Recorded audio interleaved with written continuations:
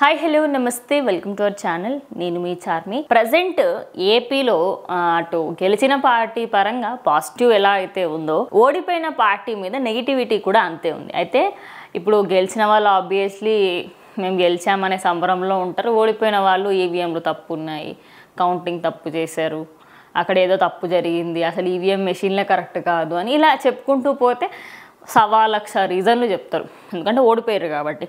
అయితే మిగతాలందరిది పక్కకు పెడితే ఆర్కే రోజా తినది ఇంకో వైపు అన్నట్టుగా ఉంది.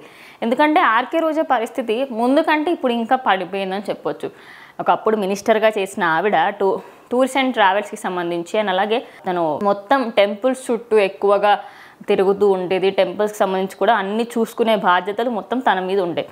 టూర్స్ అండ్ ట్రావెల్స్కి సంబంధించి ఉన్న మినిస్ట్రీ తర్వాత నెక్స్ట్ టైం కూడా మేమే గెలుస్తాము అన్న ధీమా ఖచ్చితంగా ఉంటుంది, ఉండడంలో తప్పులేదు. కానీ అసలు 175 సీట్లలో 164 సీట్లు టీడీపీ పార్టీకే వచ్చాయి. అండ్ మిగతా 11 సీట్లు ఏవైతే ఉన్నాయో అవి వైఎస్ఆర్సీపీకి రావడం జరిగింది. అయితే ఆ 11 సీట్స్లలో తన పేరు లేదు, ఆ వచ్చిన వాళ్ళల్లో కూడా తన పేరు లేదు.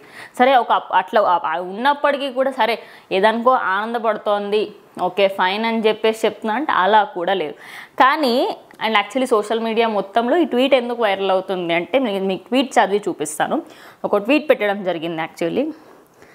సో నిన్న సాయంత్రం 6 గంటలకు పెట్టిన ట్వీట్ మొత్తం సోషల్ మీడియా అంతా వైరల్ అవుతుంది. చెడు చేసి ఓడిపోతే సిగ్గుపడాలా, కానీ మంచి చేసి ఓడిపోయాం, గౌరవంగా తలెత్తుకు తిరుగుదాం, ప్రజల గొంతుకై ప్రతిధ్వనిద్దాం. ఇది తను పెట్టిన ట్వీట్. అయితే ఈ ట్వీట్కి సంబంధించి ఎందుకు జనాలు అపోజ్ చేస్తున్నారంటే నువ్వు ఏం చేసావు, అసలు ఏం చేసావు చెప్పేసి క్వశ్చన్ చేస్తూ మొత్తం సోషల్ మీడియా మొత్తం తన గురించి మాట్లాడుతున్నారు. అయితే ఇక్కడ మెయిన్ పాయింట్ ఏంటి అంటే వాళ్ళ ఉద్దేశంలో మేము చేసి ఓడిపోయాం, దానికేం తలెత్తుకొని తిరుగుతాము, గొంతెత్తి మాట్లాడతాం. గొంతెత్తి మాట్లాడడానికి పొజిషన్ ఉండాలా. ఫస్ట్ ఆఫ్ ఆల్ అపోజిషనే లేదు ఏపీలో, మరి గొంతెత్తి ఎలా మాట్లాడతారు, బయట నుంచి మాట్లాడతారా? ఇలాంటి కామెంట్స్ వినిపిస్తున్నాయి. ఎందుకు అంటే ఇప్పుడు ఏపీలో అపోజిషన్ లేదు, అంటే అపోజిషన్లో ఉండి మాట్లాడి ధైర్యంగా ఇప్పుడు ప్రజలకు మీరు ఎందుకు చేయలేరు చెప్పారు కదా, ఎందుకు చేయలేరు అనే పొజిషన్ లేదు అక్కడ. సో అలాంటప్పుడు చేశాము అంటే ఎందుకు, ఎక్కడ చేశారు, ఏం చేశారు, చేసుంటే మీరైనా గెలవాలి కదా ఆర్కే రోజా గారు అని చెప్పేసి చాలామంది ఆవిడకి సంబంధించి కామెంట్స్ అయితే పెడుతూ ఉన్నారు. మొత్తంగా చూసుకుంటే అటు ఆర్కే రోజా ఓడిపోయినందుకు ఏ రోజు బాధపడలేదు.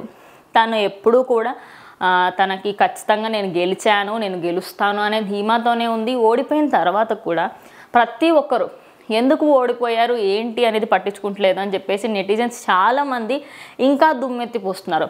నిన్న పోస్ట్ పెట్టినప్పటి నుంచి యాక్చువల్లీ ఎప్పుడైతే జబర్దస్త్లోకి వెళ్ళు అని అన్నప్పటి నుంచి ఇప్పుడు ఆ పాయింట్ రేస్ చేయడము అండ్ అలాగే ఆర్కే రోజా పోస్ట్ పైన మాట్లాడడం అయితే జరుగుతుంది. అయితే ఆర్కే రోజా నగరిలో ఓడిపోయిన తర్వాత అపోజిషన్లో ఉన్నటువంటి లీడర్లు చాలామంది తన పైన ఏమైంది గెలుస్తారు అన్నావు కదా, అండ్ అలాగే మీరు చూసి ఉంటే చాలా ట్రోల్స్ వేటిపైన నువ్వు జగనన్న ఎంట్రుక కూడా పీకలేవు అని చెప్తే అటు జనసేన పార్టీకి సంబంధించి మాట్లాడడం. ఓవరాల్గా చూసుకుంటే తను పెట్టిన ఒక ట్వీట్ ఆధారంగా ఎక్కడెక్కడో మాట్లాడినవన్నీ తీసుకొచ్చి ఇక్కడ పెట్టి దానికి సంబంధించి వాళ్ళు ఎక్కువ మట్టుకి నెగిటివిటీని అయితే స్ప్రెడ్ చేస్తూ ఉన్నారు. ఓడిపోయారు కాబట్టి మనం కూడా ప్రశాంతంగా ఉందాం అనుకుంటే ఉండనివ్వట్లేదు అని చెప్పేసి కూడా కామెంట్స్ వస్తున్నాయి. సో అసలు మీరేమనుకుంటున్నారు అంటే నిజంగా చేసి ఉంటే నగరిలో గెలిచేవారా రోజా అనేది మీరు నాకు కమెంట్స్లో అయితే ఖచ్చితంగా తెలియజేసే ప్రయత్నం అయితే చేయండి.